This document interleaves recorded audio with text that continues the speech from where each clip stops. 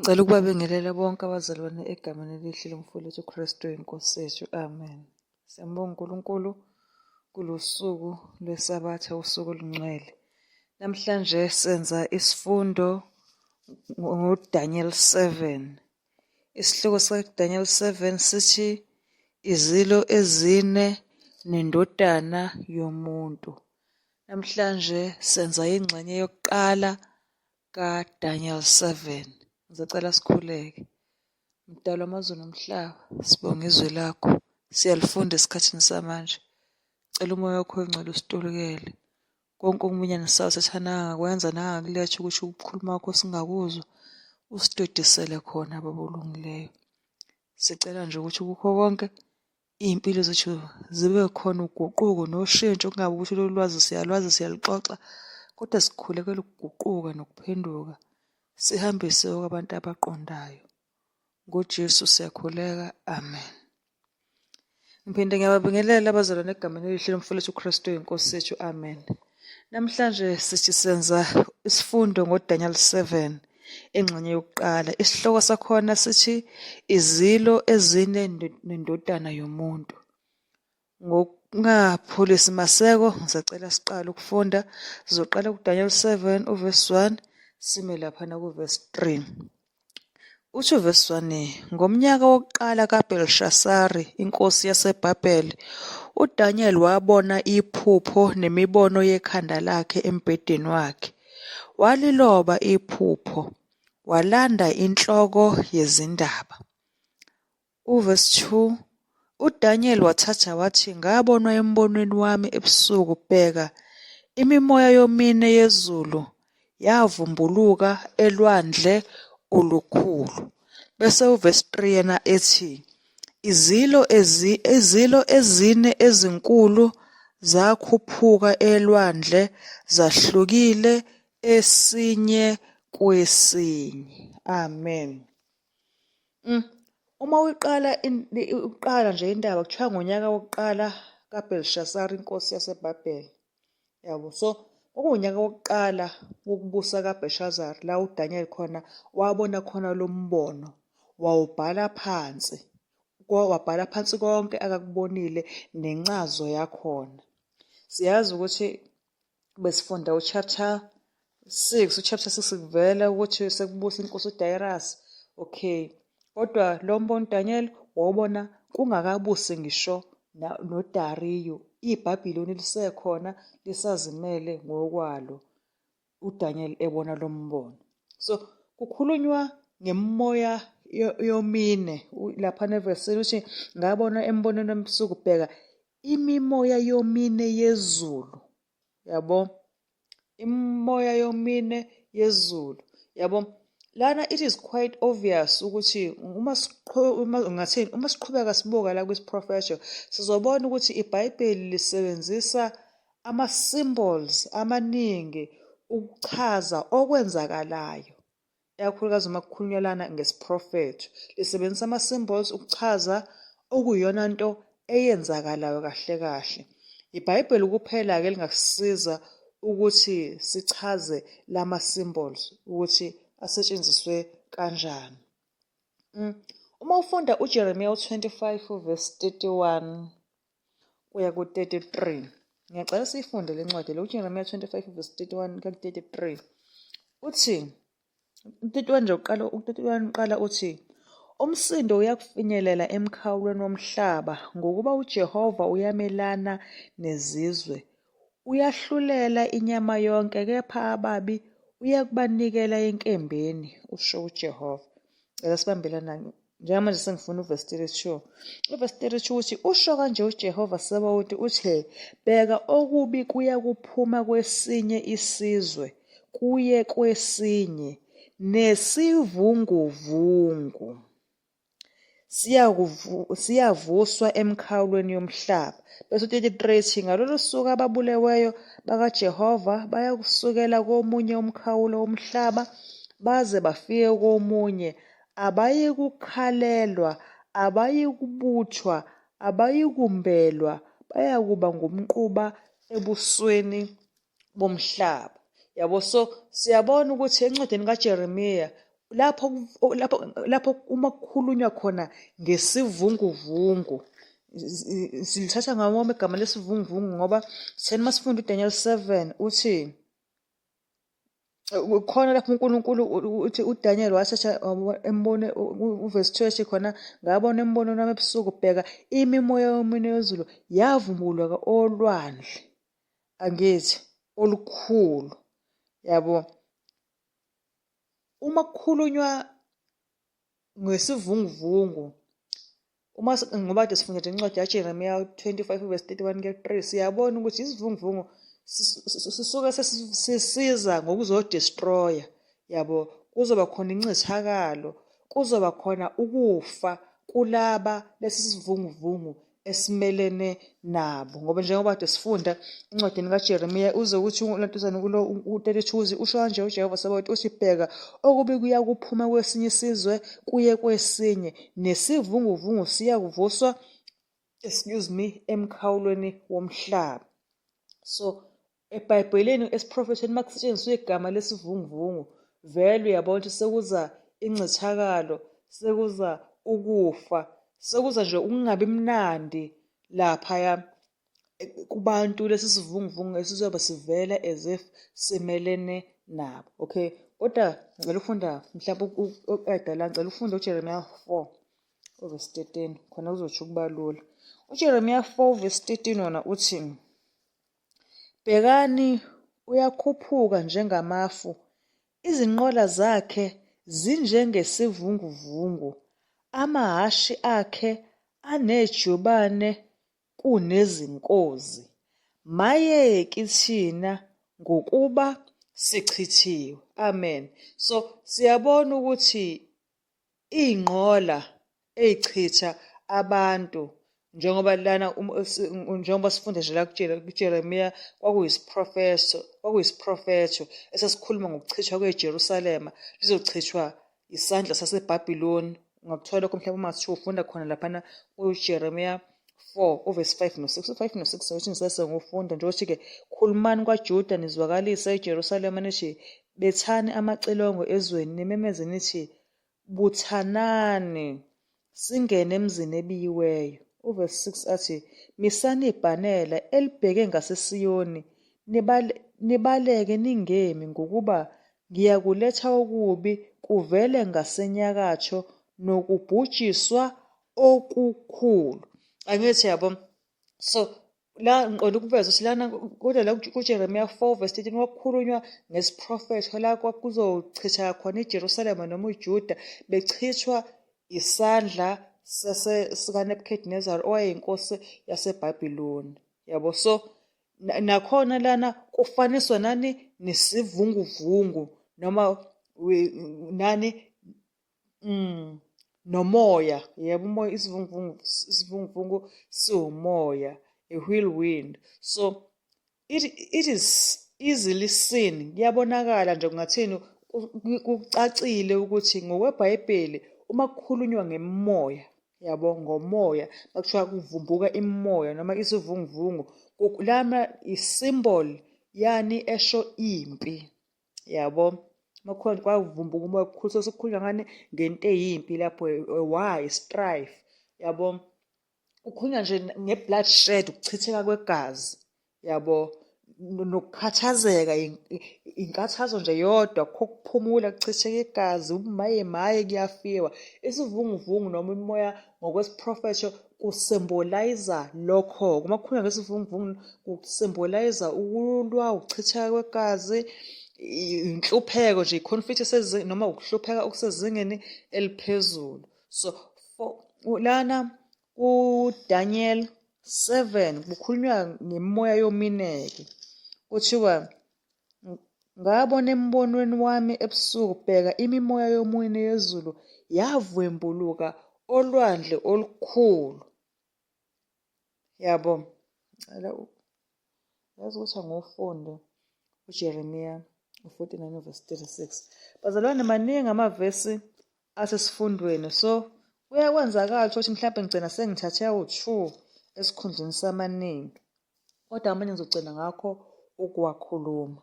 uJeremiya 49 verse 36 uthi Ngiyakwehlisela phezu kwe-alamu imimoya emine emikhawulweni yomine yezulu. Ngibahlakazele kuyo yonke leyo mimoya. Kungabe kusabakho sizwe lapho abaxoshiweyo base-alamu bangayikufika khona. Amen. So, uma ufunda uDaniel, sesikhulumile ngesivunguvungu noma ngomoya ukuthi ngokwesiprofetho uchaza impi nokuchitheka kwegazi. Njengamanje uma sibuka laphana kuthiwa imimoya yomine yezulu yavumbuluka elwandle olukhulu.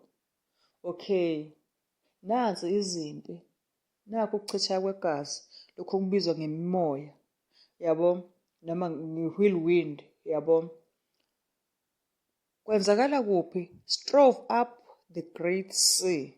Angithi kuthiwa kuvumbuluka elwandle elikhulu. So sizothatha nje amavesi amabili asiqinisekisayo ukuthi ngokwesiprofetho uma kukhulunywa ngolwandle, ulwandle luyisimboli esho izixuku zabantu ney'limi, yabo. Uma kukhulunywa ngolwandle lana ngesiprofetho akukhulunywa nje ngolwandle lolubhudo, kodwa kukhulunywa ngey'nquku zabantu, izizwe ngokuhlukana kwazo, ney'limi ngokwehlukana kwazo. Lokhu esikushoyo sikuthathela encwadini yesambulo 17 uvesi 15. Isambulo 17 uvesi 15, ngiyaxolisa.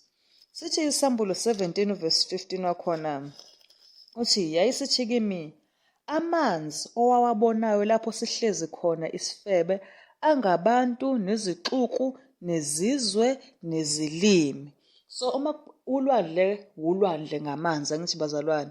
So ngokwesiprofetho uma kukhulunywa ngolwandle noma uma kukhulunywa ngamanzi, lapho kusuke sengakhulunywa nje ngolwandle noma ngamanzi literally, kodwa ngokwesiprofetho kusuke sekukhulunywa ngabantu nezixuku nezizwe nezilimi.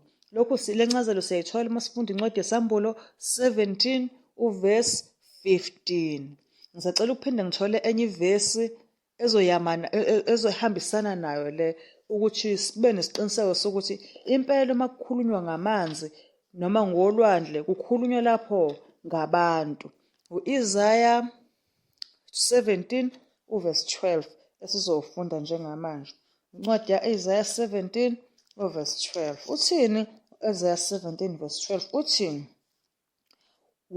Kukho ukuhlokoma kwezizwe eziningi ezihlokoma njengokuhlokoma kwezilwandle, nomsindo wokuxokozela kwabezizwe abaxokozela njengokuxokozela kwamanzi amaningi.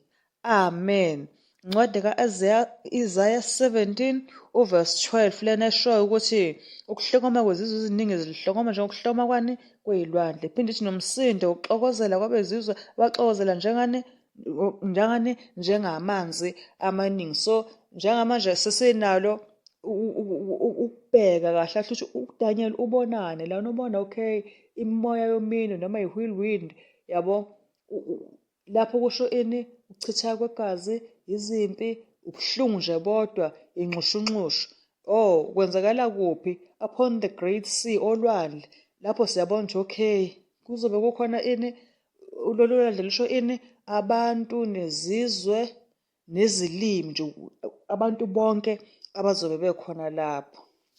Okay, siseni masifunda incwadi yaDaniel, kwavela ukuthi masiqhubeka nayo kuthiwa izilo ezine ezinkulu zakhuphuka elwandle.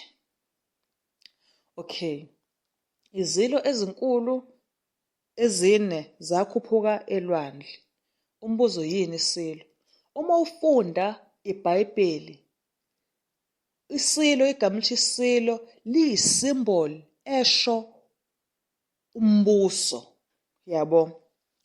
Lokhu kutholakala lokhu ngiqeda ukusho noma le nkulumo engiqeda ukisho itholakala uma ufunda incwadi uDaniel 7 vesi 17. Ngicela singabe sisanje kodwa kakhulu asifundeni yena uDaniel 7 vesi 17, othi lezo zilo ezinkulu ezine zingamakhosi amane ayakuvela emhlabeni. Amen. So isilo sisho umbuso, sisho a kingdom ngoba vele ukuze kuzoba nombuso vele kufanele kube khona inkosi ebusayo, angithi? So ngathini isilo, i-meaning noma incazelo yaso iyafana nophondo, yabo.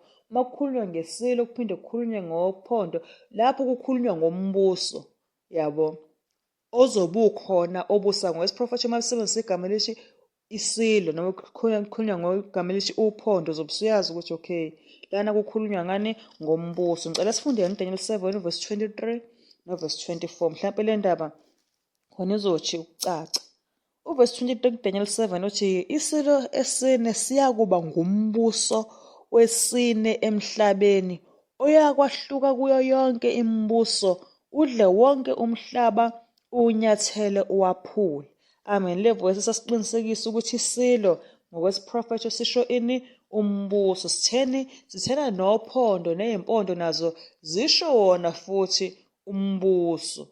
Lokhu kutholakala uma sifunde yena uverse 24 khona lapha kuDaniel 7 othi-ke izimpondo eziyishumi-ke kulowo mbuso kuyakuvela amakhosi 10, kuvele enye emva kwawo iyakwahluka kwawokuqala ithobise amakhosi 3. Angithi sikakhumbula sizesesho ukuze kuzoba khona amakhosi kufanele kube khona lapha abusa khona, kube khona umbuso thizeni.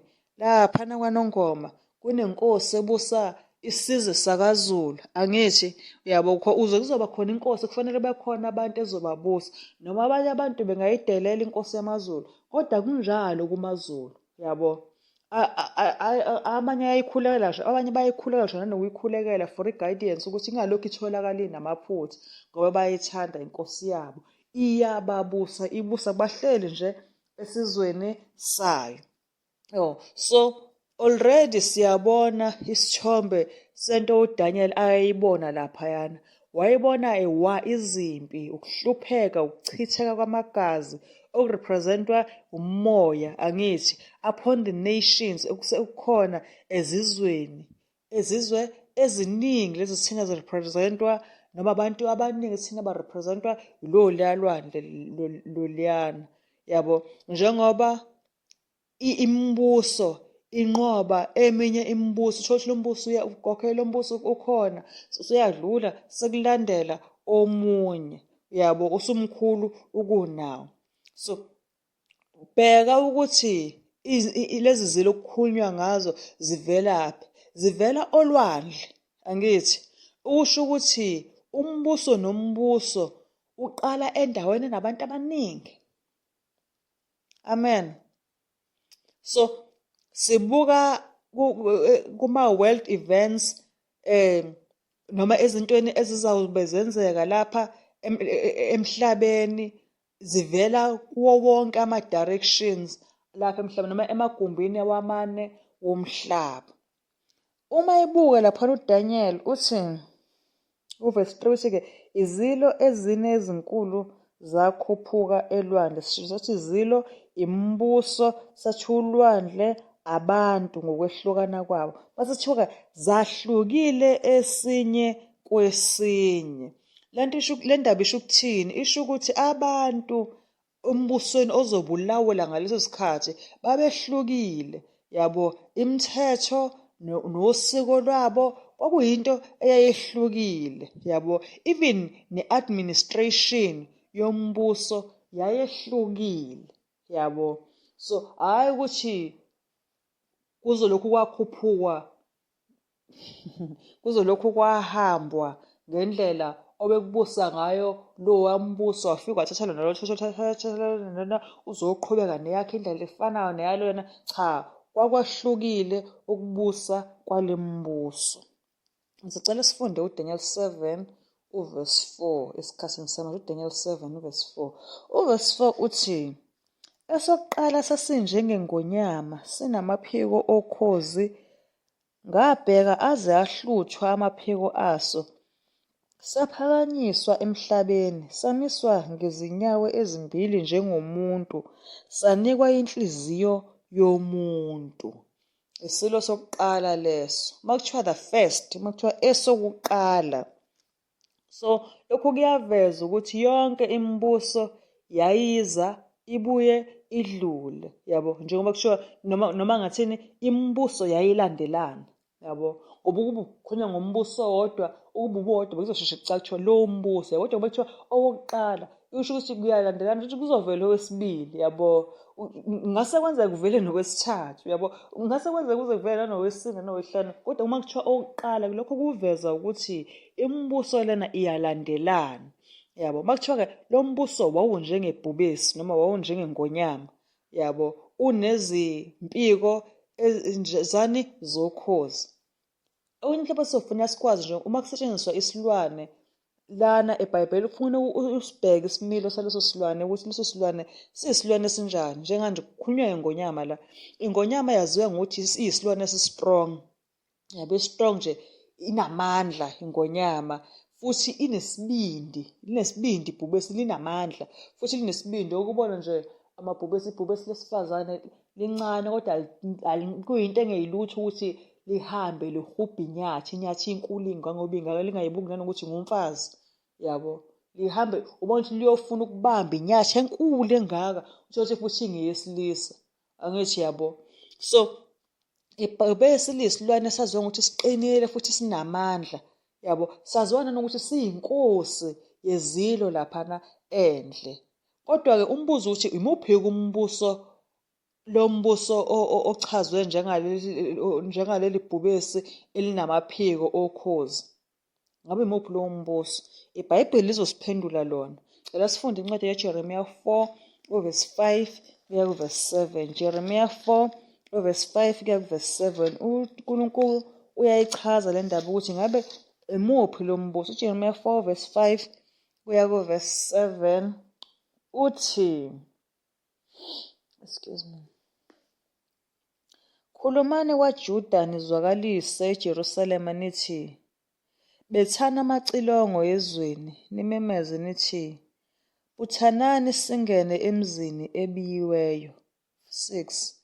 Misani ibhanela elibheke ngaseSiyoni, nibaleke ningemi, ngokuba ngiyakuletha okubi kuvela ngasenyakatho nokubhujiswa okukhulu. Bese uverse 7 athi yena-ke, ingonyama, okay, ingonyama ikhuphukile esihlahleni sayo, umchithi wezizwe uyeza, uphumile endaweni yakhe ukuba ulenze izwe lakho libe incithakalo, ichithwe imizwi yakho, kungabikho ohlala kuyo.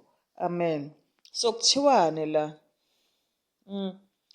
Kuthiwa lana siyabona uma sifunda le verse la ukuthi isiprofetho la esasikhulunywa ngokuchithwa kweJerusalem, yakhumbula, noJuda bezochithwa yini? YiBhabhiloni, khathi kuze kubanjwa nenkosi yakhona ithunjwa, kuze angithi siyakhumbula, yabo. So uyabheka lana ngokubhala kukaNkulunkulu ukuthi iBhabhiloni leli eliza from the north lichazwe njengengonyama. Lama verse ade siwafunda, uverse 7 kuzokuthiwa khona uJeremiya 4 verse 7 kuthiwa ingonyama ikhuphukile esihlahleni sayo, yabo. So umbuso waseBhabhiloni lana ufaniswe nani? Nengonyama noma nebhubesi.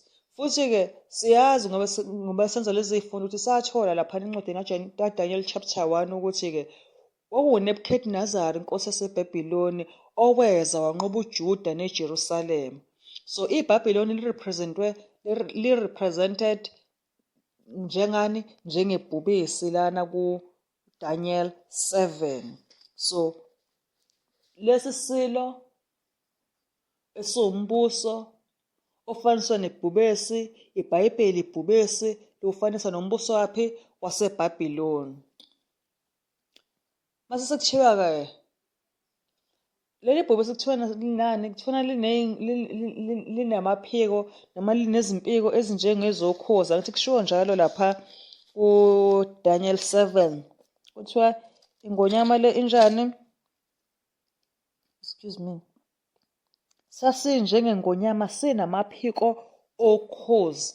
So ngokwesiprofetho amaphiko asho i-swiftness, asho i-speed, yabo. So uma kukhulunywa nje ngamaphiko esiprofethweni kukhulunywa ngendlela ngokugijima ngesipidi noma ngokushwibeka, uyabo. So njengoba ubona kodwa lokho ngicela ukungakusho ngathi ngiyakuchaza, ngicela sifunde kufakazelwe incwadi uHabakkuk 1 uverse 6 kuya ku-9. Incwadi kaHabakkuk 1 uverse 6 kuya kuverse 9. Impela bani uHabakuki 1 verse 6 kuya verse 9. Ufundeka kanjena. Othi uma uqala uverse 6, ngokuba bhekani ngiyakuvusa amakalidi, isizwe esibabayo nesiphulukundlelayo, esidabula ebubanzini bomhlaba ukuyokudla izindawo zokuhlala ezingeyizo ezaso. Uverse 7 athi siyethusa, siyesabeka, kuphuma kuso kwahlulela kwaso nesithunzi saso. Bese uverse 8 ke uthi amahashi aso anejubane kunezingwe, anonya kunezimpisi zakusihlwa. Abamahashi baso bayaqinisela, yebo, bavela kude abamahashi baso, bandiza njengokhozi oluphuthuma ukudla. Bese uverse 9 ithi-ke zonke zifikela indluzula, ubuso bazo bujonga phambili, zibutha abathunjwa njengesihlabathi. Amen. So ave ku-interesting ukunotha ukuthi kulama verses kade siwafunda njengamanje Habakkuk 1 verse 6 kuya verse 9, lana kukhulunywa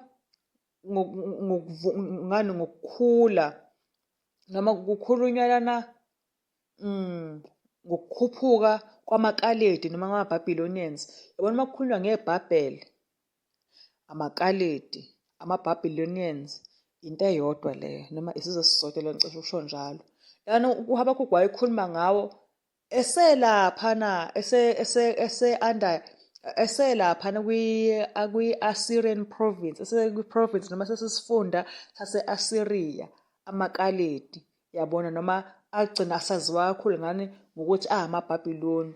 So lapho kuthiwa khona abamahashi babo bafaniswa, ukuhamba kwabo bafaniswa nani nokhozi oluphuthuma ukuyokwenzani, ukuyokudla. Usho ukuthini emakaledi lana afast, yabo, aveza isipidi sawo, kuyisipidi sani sokunqoba, yabo. So uma kukhulunywa ngaleli bhubesi elinamaphiko, siyathola ukuthi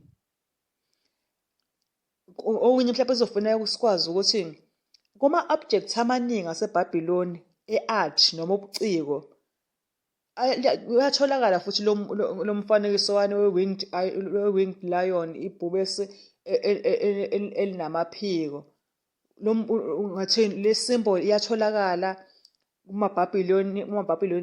kuma-Babylonian objects amaningi, yabo. So ngisho nanalaphana ku-Easter gates, yabo, igate la-Esther, lobani u-Easter, laphana laleziwa ngokuthi yisango lokungena impi enqobile, uyabo. So ngathini ngokwebhayibheli le symbol yebhubesi elinamaphiko is utilized by Bible prophets in talking about Babylon. So kwakukhulunywa ngombuso wakuphi, weBhabhiloni. Amen. Sekuthiwa wings were plucked. Uyabuka laphana uDaniel lesi silo, kwafika lapha khona ngabheka aze ahluthwa amaphiko aso, kwase sekuthiwani saphakanyiswa emhlabeni samiswa ngezinyawo ezimbili njengomuntu sanikwa inhliziyo yomuntu. Njengamanje sesibona ushintsho olwenzakalayo emandleni noma ekubuseni kwaseBhabhiloni. Sekuhlusula amaphiko manje ukusho ukuthi asisandizi ukhozi luyashwibeka emoyeni yabo nje ukundiza kokhozi akufani nokundiza kwenqe lezi nyoni ama-vultures, lezi nyoni ezidla idumbu, amanqe yabo, so akufani nokundiza kwe-ostrich yabo.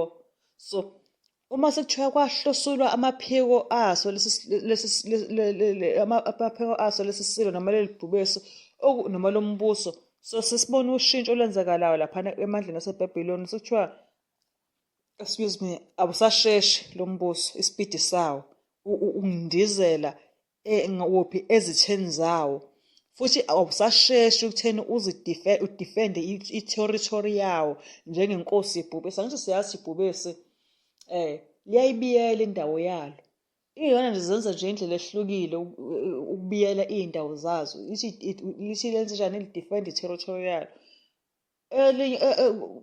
Ngokubonga uthole mhlampe elifisa ukudlova ukuzozingela ngapha, kodwa imali izokubhonga kwala yabo nje i-territory yomunye umfo lapha nangabe ngisasondele. Iy'lwane zenza iy'ndlela ezahlukene ukubiyela i-territory yazo. Ezinye zihambe zichama yabo, chama emngceleni, so ofuna ukuwela useyazi ukuthi yabo njengamanje sengingena endaweni ebuswa esinye isilwane. So uma kuthiwa amaphiko alesi silo ahlutshwa, sesiyabona nje isipidi sabo sehla, isipidi sama-Babylonians yabona indlela kwehla abasasheshi njengamanje, abasasheshi ukulwa nezitha zabo, abasasheshi ukudifenda i-territory yabo yabo, njenge-King of the Beast, njengebhubesi. Mase sesivele ukuthi sitheni ibhubesi li-strong and very courageous, linanesibindi, it is brave, angithi yabona. So sesiyathola ukuthi asenjalo-ke njengamanje njengoba sekuthiwa sanikwa inhliziyo yomuntu yabo, lesi silwane lesi asisekho brave. Abantu enkosi yami, khona abantu abasaba iy'nyoka, khona umuntu uthole umuntu usaba ezesabe ngisho isele. Ngisho nowesilisa nje nowesifazane ngithola ukuthi umuntu usaba isele, a-frog, beze bethi linombani.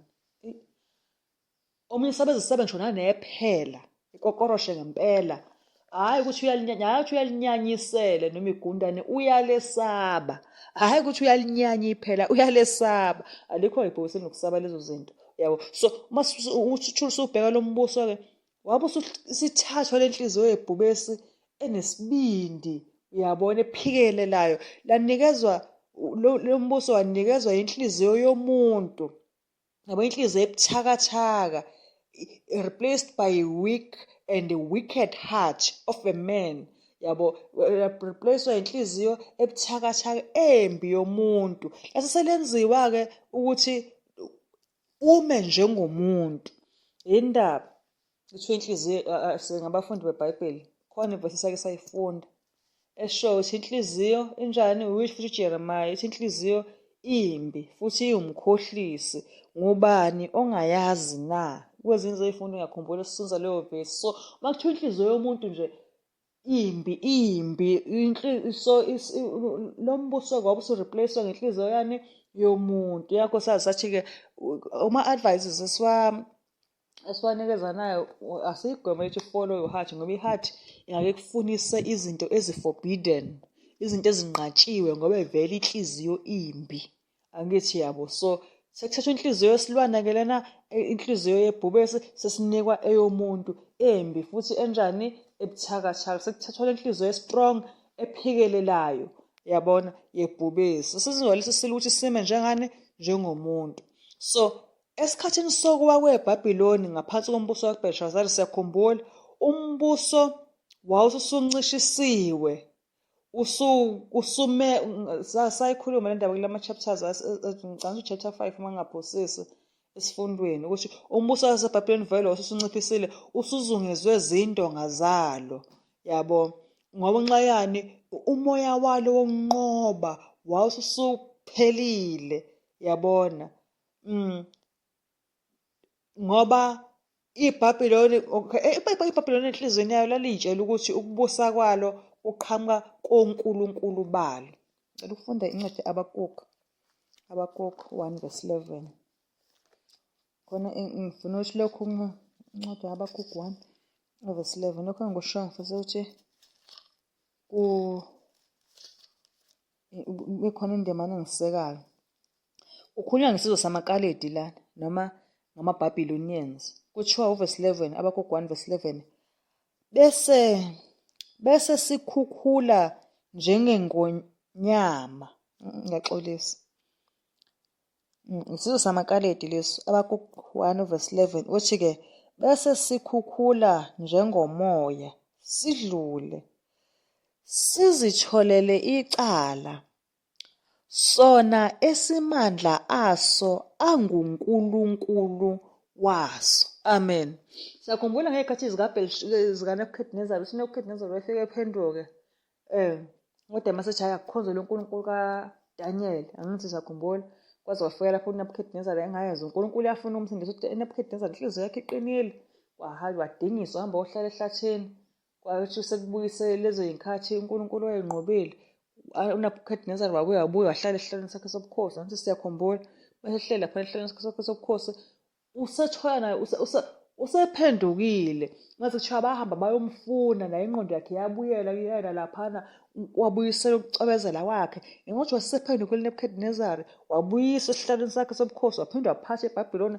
Lapho esephendukile sesiyamthola naye useyabhala laphana kuDaniel 5 uNebukadnezar uthi mina Nebukadnezar. Angithi siyakhumbula ukuthi si-convinced siyakholwa ukuthi uNebukadnezar emva kwayo yonke lento ayenzayo kodwa wafa ewumuntu ophendukile. Siyaveza ukuthi uNkulunkulu ukuphatha kaNebukadnezar esephendukile uNkulunkulu wawuqinisa umbuso wakhe.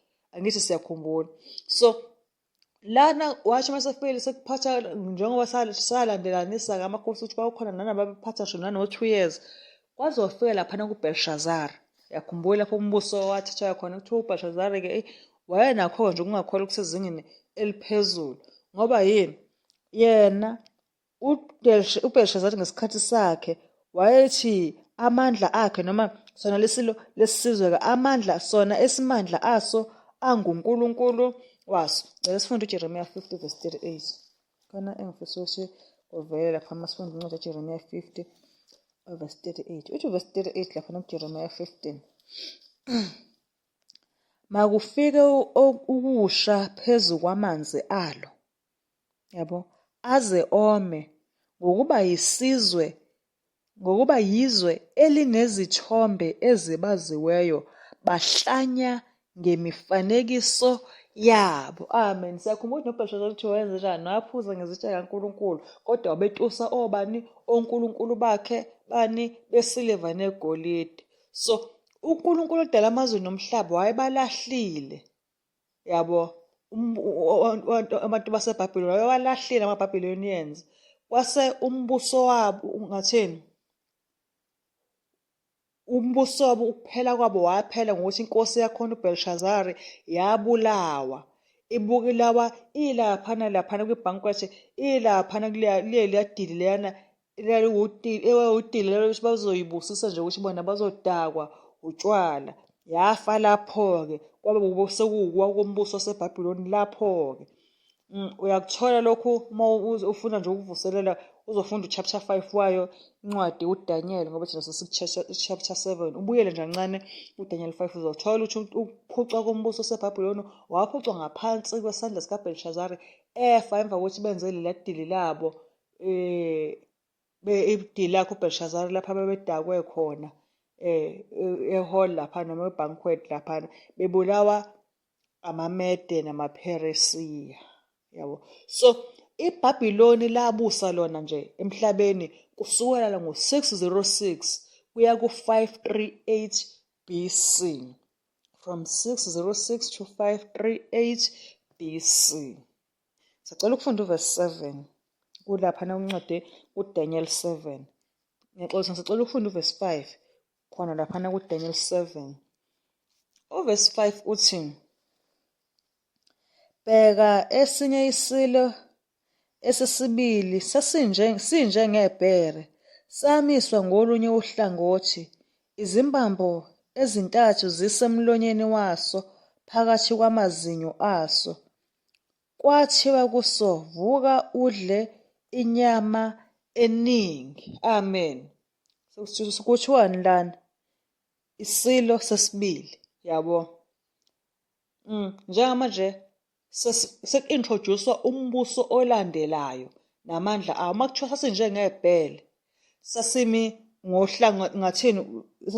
Sasinjengebhele, samiswa ngolunye uhlangothi, uyabo. So ibhele kahle kahle is known as vicious and ferocious animal. Okay, uma kuthiwa li-vicious. Mnandi okay. Kuthiwa lana okay. Ibhele lithathwa njengesilwane esinonya. Uyabo? Nesesabekayo. Isilwane also bloodthirsty.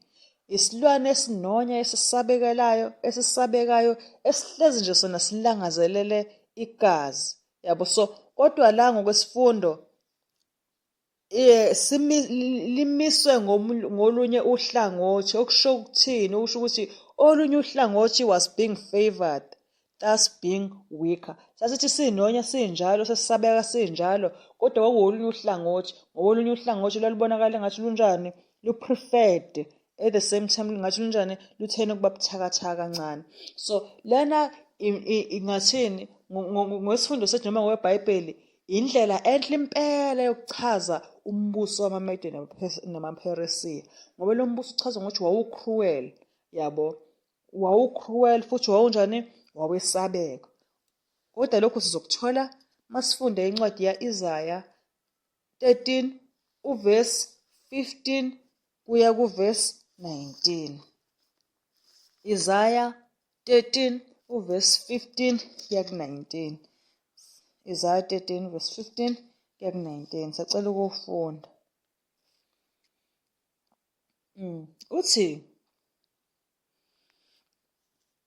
Isaiah 13 verse 15 to 19. Uthi bonke abatholwayo bayakugwazwa, nabo bonke ababanjwayo bayakuwa ngenkemba. 16. Izingane zabo ziyakuchotshozwa emehlweni abo, izindlu zabo ziphangwe, omkabo baphoqwe. U-17 athi, bhekani, ngiyakubavusela amaMede, angayikunaka isiliva negolide, angathokozi ngalo. Angayikunaka isiliva negolide, angathokozi ngalo. Verse 18 uthi, imitsalo iyakuwisa phansi izinsizwa zabo, abeyikuhawukela isithelo esisesizalweni, namehlo abo angabi nasihe kubantwana. Bese verse 19 wona athi, iBhabhele, umhlobiso wemibuso, isivunulo sokuzikhukhumeza kwamaKaledi, liyakuba njengokuchitha kukaNkulunkulu iSodoma neGomora. Amen. So amaMede achazwa la. Yabona nje la endaweni namanje isizwe sabantu abamnyama noma samaZulu noma nje ama-Africans. Ebeyokuthi umuntu uma ebaleka noma insizwa mhlawumbe ibe necala ibaleka, ifice omama behleli noma besemfuleni, bese ifika le nsizwa hhayi ngokonakala, hhayi ngokudlwengula, ingaphethwe ezinkanoko, bayehubha lapha bayehubha khona, bese iyafika le nsizwa ingene ngaphansi kwey'keti zomama. yabo. Omama-ke mase sebewela phekwayo bephakamisa izandla benzela ukuthi laba abayijahayo insizwa abasale sebeyiyeka ngenxa yokuthi sibaleke yaze yangena ngaphansi kwey'keti zomama noma yaze yangena yaba sebafazini noma ebantwini besifazane noma abakhosikazi bese laba abayihubhayo bayayeka ngenxa yokuthi bahlonipha abesifazane. Angithi yabo. So kuthiwa amakaleda kanjalo-ke. Insizwa nje ayivezwa eyichoboza. Thina lo mbuso ufaniswe nebhele, ibhele kuthiwa is always bloodthirsty lomele igazi, yabo. Ibhele nje linonya, yabo. So kuyavezwa namakledi ayaveza lapho ukuthi nabesifazane bayaphoqwa-ke njengamanje ney'ngane ziyachotshozwa ney'nsizwa ziyabula abahawukeli muntu. Amamede namapheresi ngiyaxolisa, amamede namapheresi avezwa owumbuso ongahawukeli ononya. At the same time uphinde uvezwe nangapha ukuthi okay njengoba ungathini uphakeme ngapha kodwa khona nohlangothi lawo olunjani olubuthakathaka, yabo. So uDariya uMede nomshana wakhe uKoresi bafika behlangene ndawonye ukuzomelana neBhabhiloni. AmaPheresiya kahle kahle iwona aye stronger than amaMedes, angithi yabona. So kuthiwa-ke ibhele leli okukhulunywa ngalo-ke laphakama ngakwelinye isayidi. Ngani? Ukuphakama kwalo kurepresenta ukubusa kwamaPheresiya ebusa ngoba lo mbuso iwona owabusa futhi isikhathi esithena ukuba side kakhulu. Ukuthi sothi masiqhubeka nesifundo siphinde nje siyithole kahle le ndaba. Ngoba siyakhumbula ukuthi uDariya amaMede wabusa only 2 years wabe seyashona ngathi siyakhumbula. Kodwa ekunqobeni kwakhe eBhabhiloni babe yabantu ababambisene. So esikutholayo la sithola ukuthi leli bhele liney'mbambo ey'ntathu emlonyeni wakhe, yabo.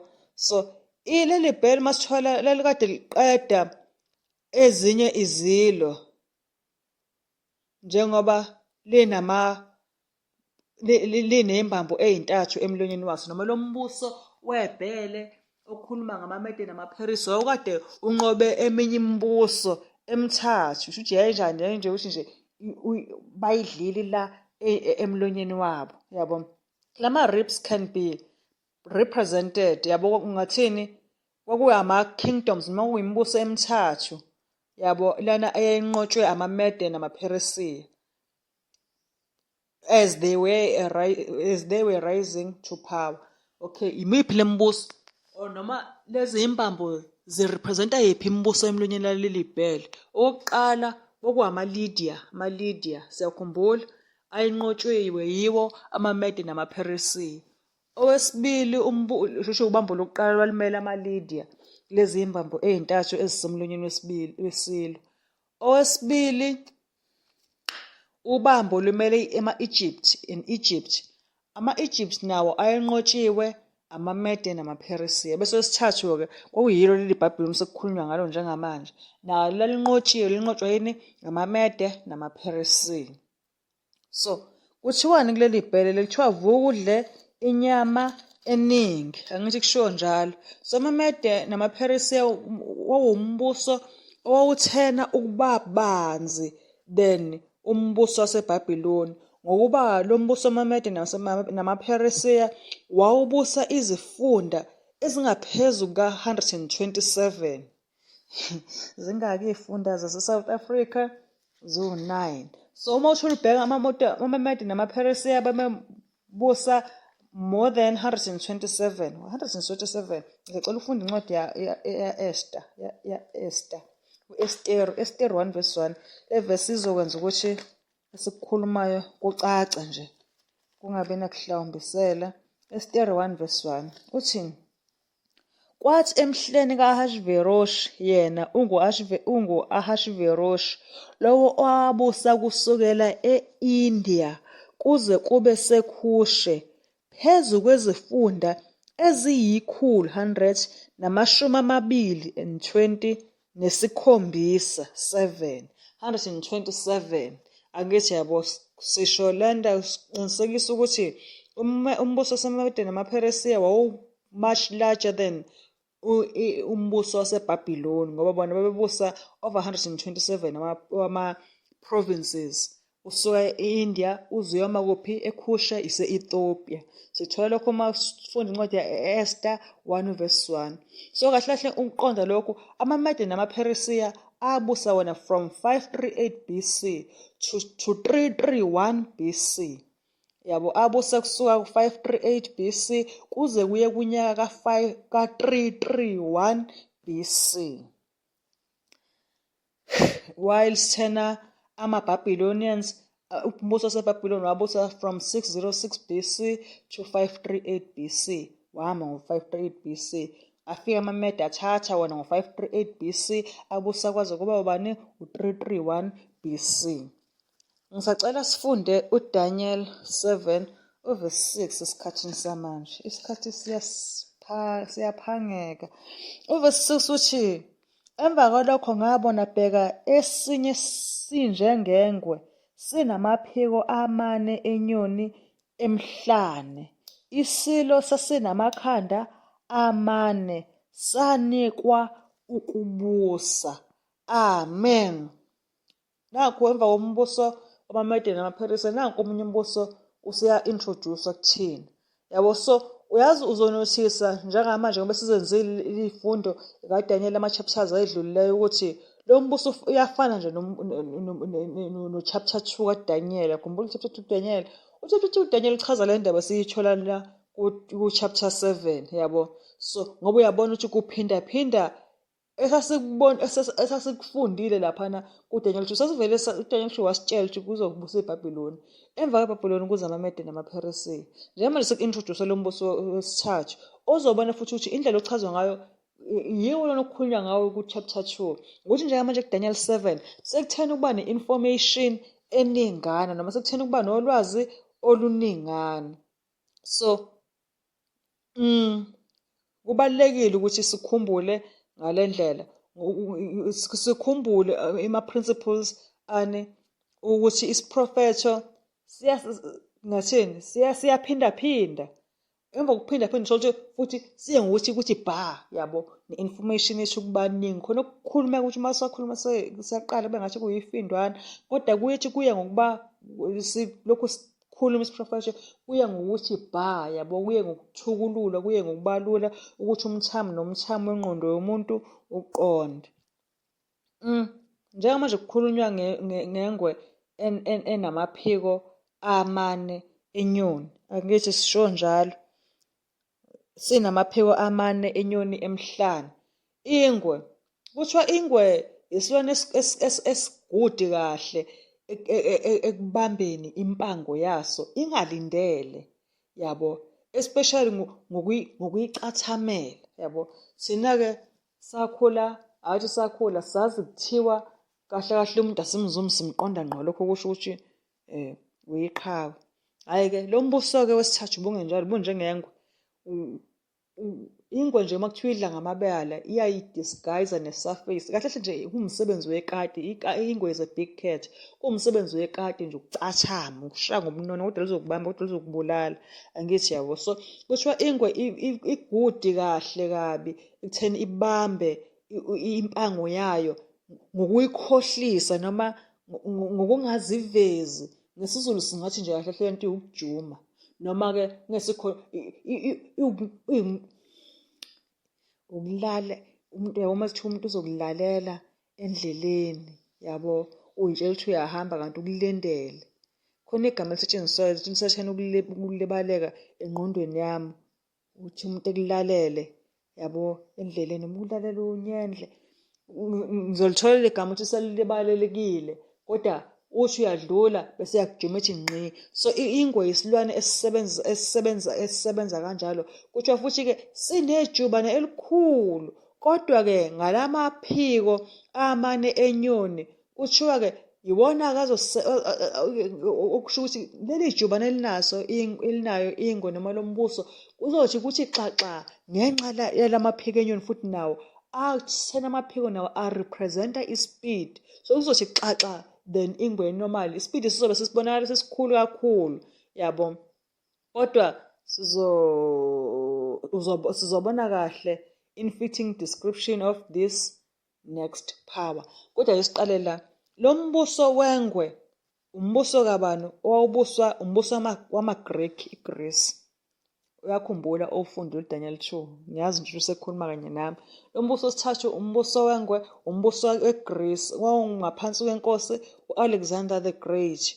uAlexander the Great wayegudi ekubambeni impange yakhe off guard, yabo ingalindele, ngenxa yespeed ayehamba ngaso uAlexander the Great, yabo. So ukuveza lokhu siyabona ukuthi uAlexander the Great anqobe nje umhlaba wonke kwamthatha iminyaka ewu-12, kwamthatha yena nempi yakhe only 12 years to subdue the world, yabo.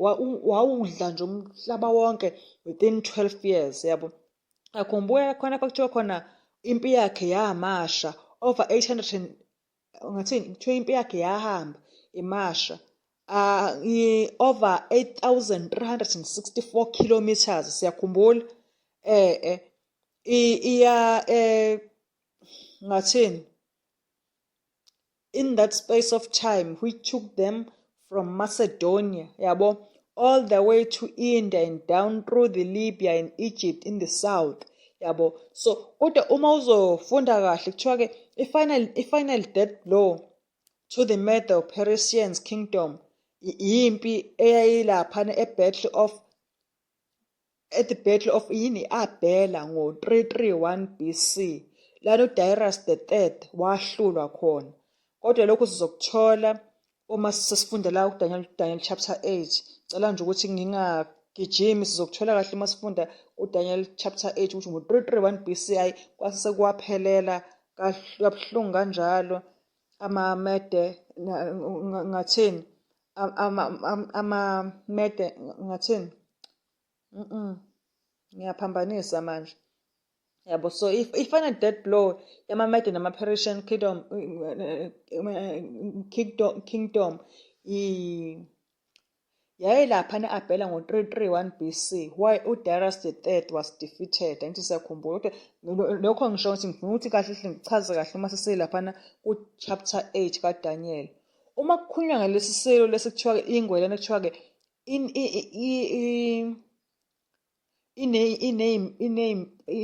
inamaphiko enyoni. Inyoni kahle kahle kuthiwa ine-speed uma isakhuphuka, uyabo. Kodwa leso speed sayo iya ngokuthi uma iya phezulu kakhulu inyoni bese siba buthakathaka, uyabo, singabe sisayisiza. Akufani nokhozi. Ukhozi lufica lihambela phezulu lwavule kahle amaphiko luhambe, kodwa iyinyoni sokuthi inzima uma kusafuneka isuke iye phezulu, ukuthi uma sekufuneka iye phezulu kakhulu ngoba nje mhlawumbe ngicabanga ukuthi abanye bajwayele nje ukuthi okay nanti ilanda, nanti igwababa, nanti ingakana, nanti ijuba, bese yaqala-ke phezulu, hawu nazana iy'nkonjane, kodwa phezulu kakhulu nanti yanokhozi. So lo mbuso wengwe unani wona? Unamaphiko enyoni. Nkosi yami, siyangishaya isikhathi. Ngiyazaba ngakho konke okusemandleni ukuthi isifundo sibe sincane. Ngizama ukuthi isifundo sineqi awena ukuthi akubonakala ngathi sizokweqa namhlanje. Ngicela ukuqhubeka kancane bese ngiyama engathi sizoba namaphathi amaningi. Bengingeyona inhloso yami lokho, ngiyaxolisa kakhulu. Kodwa kuthiwa amaphiko enyoni kulesi silo arepresenta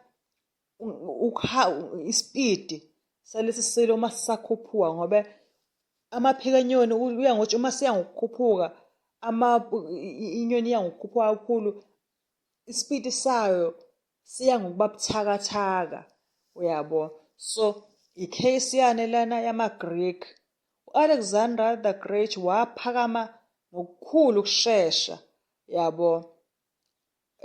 Kodwa esephakeme senjalo wabe seshona, wabulawa umfolo yana ungakwazi ukuyitheba ngoba wabulawa uphuzo oludaka edakiwe laphayana eneminyaka nje ewu-31 kuphela ngo-323 BC. Bakhona-ke abathi-ke wabulawa yimalaria, yabo, imalaria lena yabulala Alexander the Great ngo-323 BC. Kodwa futhi kunobufakazi obuningi ukuthi in temperature, wayewumuntu ongakwazi ukulawula indlela yakhe yokuhaha, yabo, ngoba wafa ebulawa yini uphuzo olunamandla, wayedakiwe eneminyaka ewu-31 ngo-323 BC. Bese kukhulunywa ngamakhanda amane.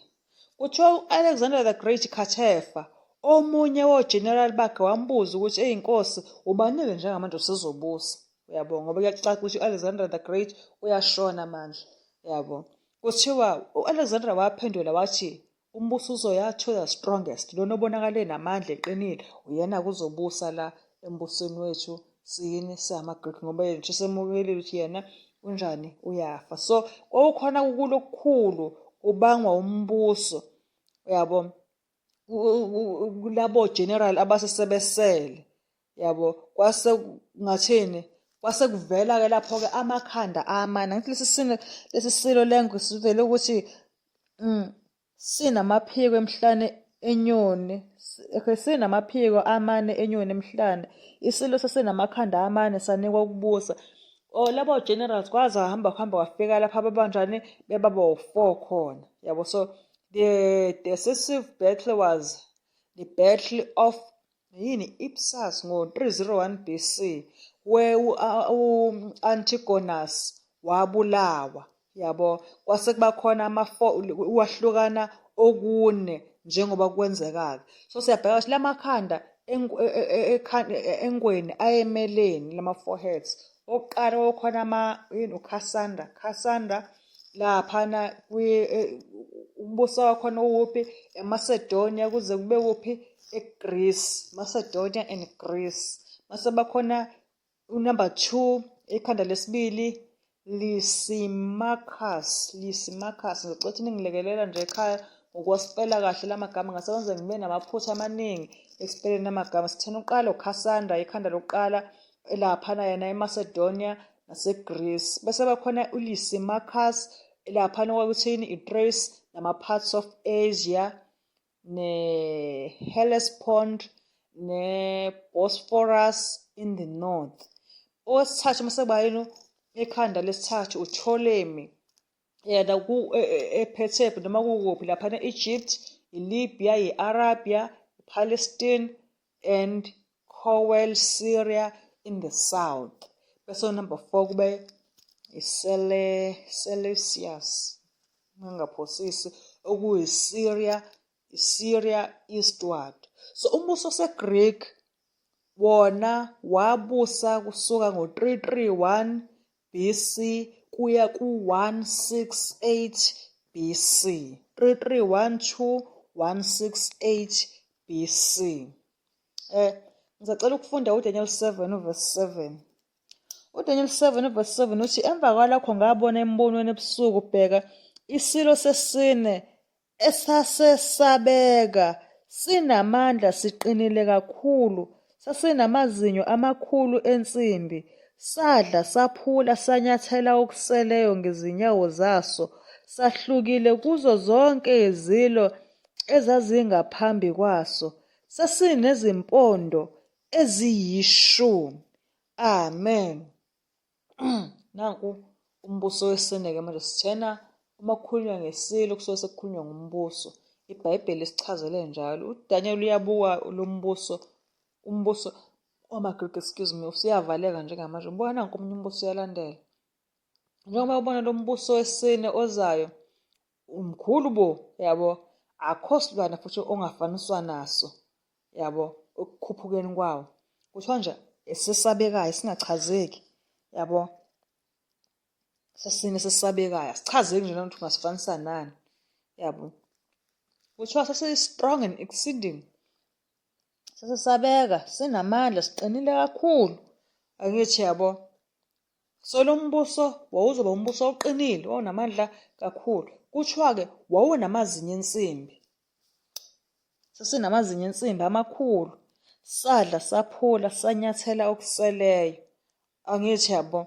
So sasinamazinyo ensimbi, sasizokwaphula, siqede konke okungaphezu kwaso, okungaphambi kwaso, sikulethe la. Uverse 23, khona lapha kuDaniel 7 siyathola ukuthi sasizodla umhlaba wonke lesi silo.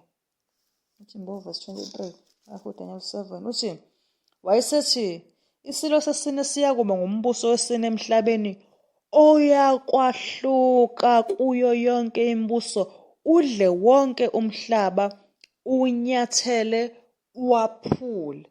Amen.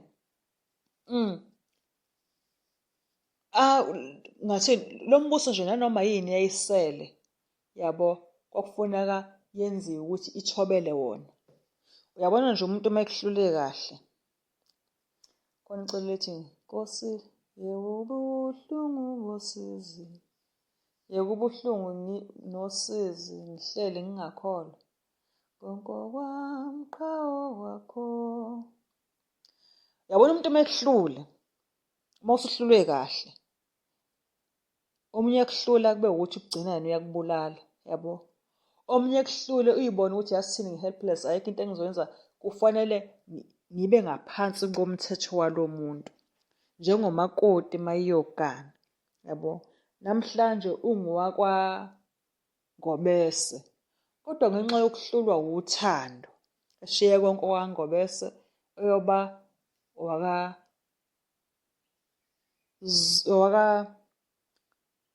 yabo lapha kabe ngowakhona mhlawumbe wakamyeni yabo. So nathi siyabona nathi silana emhlabeni siphila impilo esiyithandayo. Omunye uyizalelwe ejicweni omunye uzalwe kuthiwa uzokhuliswa imali kodwa mase yafika uNkulunkulu bese uyakudela konke lokhu ushintshe bese ubizwa ngokuthi umntwana kaNkulunkulu. Inkosi lunqobile uthando lukunqoba uthando lukaNkulunkulu ugcina ungasaphili-ke impilo ethandwa uwena ugcina usuthobela ukuphila kukaNkulunkulu yabo hhayi ngempoqo. So lo mbuso olandelayo lo mbuso wesine kuthiwa wawuzowenzela wonke umhlaba futhi awuncengi uyasabeka uyadla uyaphula konke okukhona akuthobela uthobe ngaphansi kwami. Hhayi uJesu lona omkhethayo ngelinye ilanga umthobeli ngelinye ilanga umthobela wenza ukuthanda kwakho nje. Lo mbuso wawungeke uze uyamukele leyo nto uthi uma uthi hlubuka uyahlubuka uyabona. uJesu futhi akufuni lokhu ukuthi namhlanje siyamkhetha kusasa senza lokhu lento esiyenzayo uyabo. So lo mbuso konke okusele kwakuzothoba la phansi kwawo yabo. So lokhu kusinikeza incazelo eqondile ngokubusa kwamaRoma. Umbuso wamaRoma owanqoba umbuso wamaRoma wanqoba umbuso wamaGreek. So amaRoma anqoba amadolobha amaningi. Uthi uma walandela amaRoma ubone ukuthi they left a trail of carnage yabo behind them. Awagcinanga nje ukunqoba amaRoma kodwa anezidumbu eziningi abulalile abantu badalwe umfanekiso kaNkulunkulu yabo. So angababulalanga thina bayasala mhlawumbe akusale lokho kodwa kuzoba zigqila zethu yabo. Sibe woqueen khona kube no-king mase bona bebe ngathini ama-servants angithi yabona anabantu abaningi ababulalile abenane negqila ey'ningi. Wona-ke amaRoma aphuca amaGreek umbuso yabo. So anza igunya labo ukuthi aziwa nje umhlaba wonke njengombuso onamandla omkhulu kunaleyo mbuso. Kodwa lokhu engikushoyo sizokubona kahle noma sizokuqonda kahle uma sesifunda yona incwadi yaDaniel mhlawumbe sesenza uchapter 11. Masithola lo mbuso wawuhlukene ivesi isho njalo. Lokhu kuyiqiniso ngombuso wamaRoma wawuhlukile kuyo yonke imibuso. Wawuhamba hambe kuze kuthiwa umbuso wamaRoma was a republic yabo.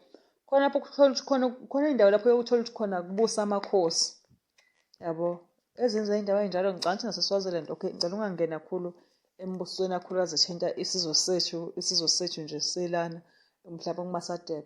Khona imibuso lapho kuthiwa khona kubusa amakhosi khona yabo. Umbuso wamaRoma wangesekhona njalo lokho kodwa umbuso khona wawu-even republic yabo. So lo mbuso kuthiwa wona ney'mpondo eziyishumi. Lesi silo sesenani sesiney'mpondo eziyishumi yabo.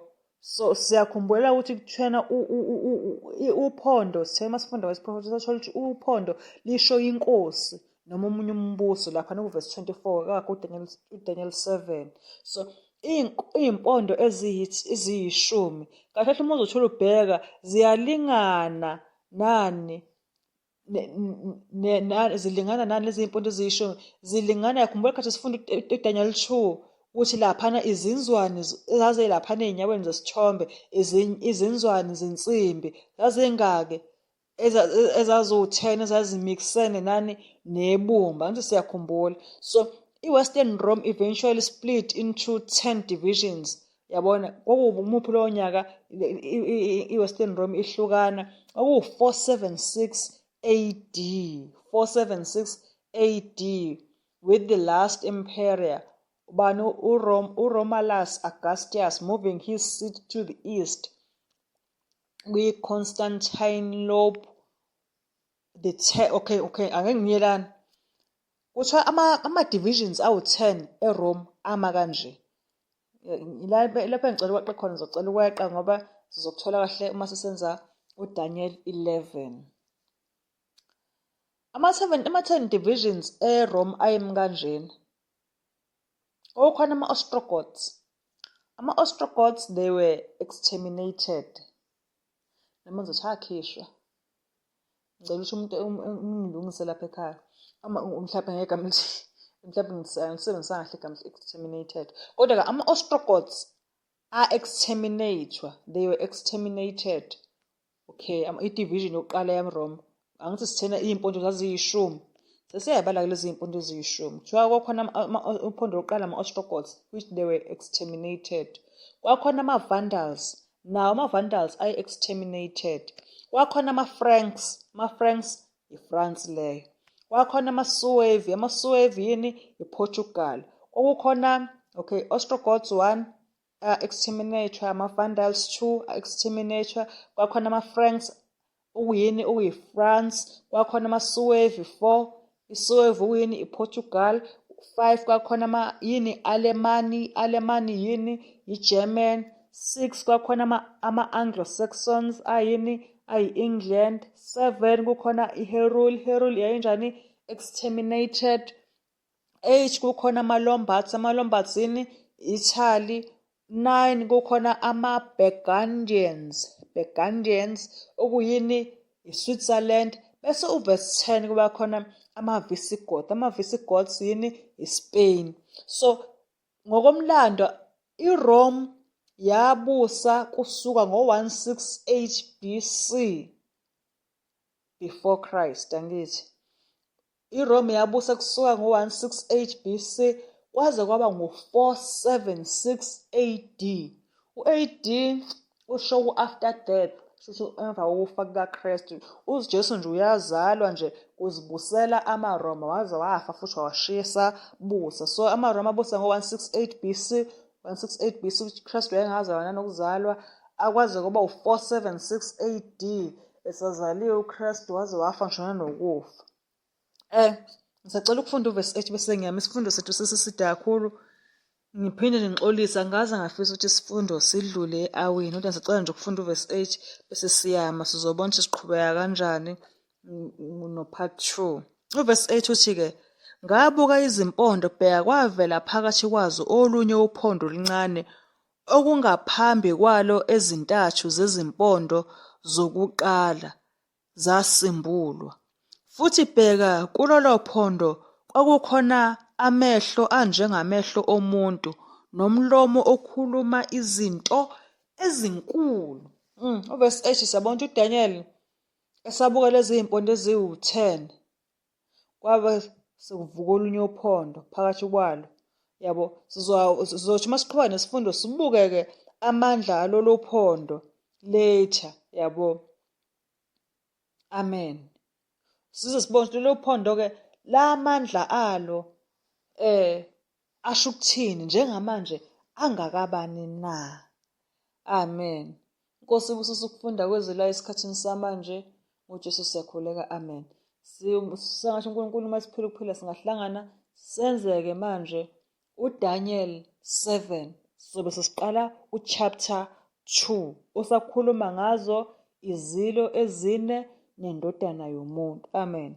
sithole umkhuleko. Inkosi Jesu Kristu, dalela amazwe nomhlaba, siyakuncenga Baba olungileyo ukuthi leli zwi lakho sifundise lona lihlale ey'nhliziyweni zethu, sibe sisazindla ngalo, kodwa sazi noma silifundele ukwazi, kodwa ekugcineni kuyogcina uNkulunkulu. Singathi uNkulunkulu ngathi usugcina, ugcine nathi sibe sesithathe iy'nqumo ey'mpilweni zethu zokuthi sibe ngakunye nawe ukuze singanqotshwa, ngoba uNkulunkulu ekugcineni uzoma ungonqobileyo. Yeba nathi siyakhuleka ngoJesu oyinkosi yethu. Amen. Amen.